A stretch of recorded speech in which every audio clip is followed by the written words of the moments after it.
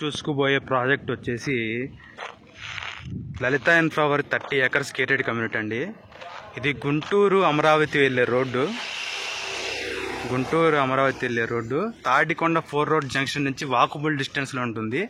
కరెక్ట్గా 4 road junction నుంచి 500 metre డిస్టెన్స్లోనే ఈ వెంచర్ ఉంటుందండి. వల్లభా గార్డెన్స్ వెంచర్ పేరు, లలిత ఇన్ఫ్రావర్ కంపెనీ పేరు.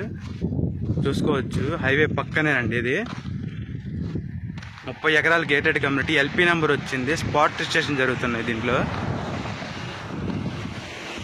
ఇది క్యాపిటల్కి వెళ్ళే 60 feet రోడ్డు, గవర్నమెంట్ రోడ్డు. ఇది 60 అడుగుల రోడ్డు.